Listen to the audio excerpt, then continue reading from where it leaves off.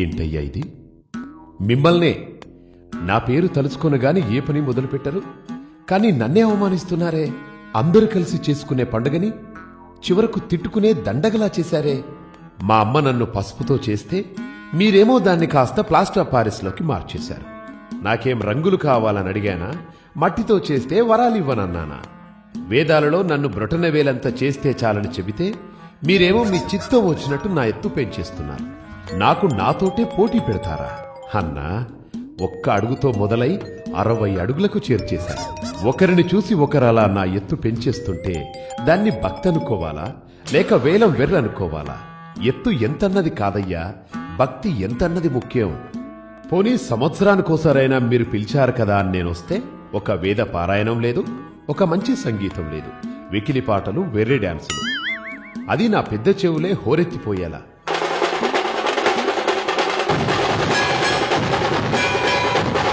పాపం నా మూషికడు ఆ పాటల హోరికి పారిపోతున్నాడు కూడా.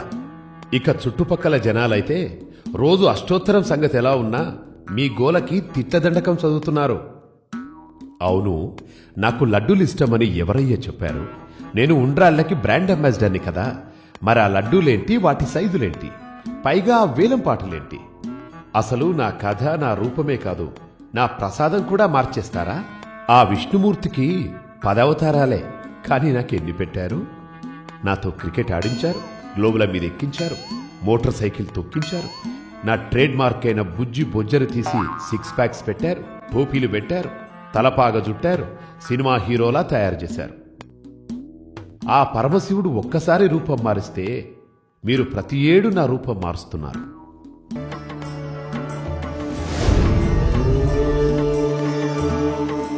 అసలే ఇరుకు రోడ్లు, గతుకుల సందులు, వీటితోనే ట్రాఫిక్ జామ్లవుతుంటే నా పండుగ పేరుతో వాటిని ఇంకాస్త పెంచేలా రోడ్ల మీద ఆ ఊరేగింపులేంటి, ఆ డాన్సులేంటి?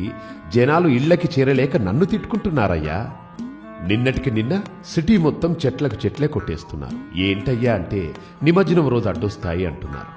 నాకు ఆకులు అలములంటే ఇష్టమని తెలిసి వాటినిచ్చే చెట్లను నా పేరు చెప్పి నరికేస్తుంటే ఇదెక్కడి పండుగయ్యా? ఇక నిమజ్జనం గురించి చెప్పేదేముంది? నిమజ్జనం రోజు భక్తి ముసుగులో మీరు చేసే పనులు అంతా ఇంతా కాదు. నా విగ్రహం వెనకాల క్వార్టర్ బాటిళ్ల కేసులు, గుడంబా క్యాన్లు, నా విగ్రహం ముందు తాగి తూలుతూ వికృత విన్యాసాలు, హోరెత్తే డ్రమ్ములు, మైకుల రణగొన ధ్వనులు, తాగి మైమరిచి మీరు వేసే కేకలకి మీ నోటి నుండి వచ్చే గుడుంబా తుంపర్లు పన్నీరుగా నా మీద చిలకరిస్తూ నన్ను ఊరేగిస్తున్నారు. మీ దగ్గర వచ్చే గుడంబా వాసన కంటే ఆ హుసేన్ సాగర్ నీటి కంపే ఎన్నో రెట్ల మేలనిపిస్తుంది. నాకొద్దు బాబు ఈ నిమజ్జనం. నేను బారిపోతున్నా.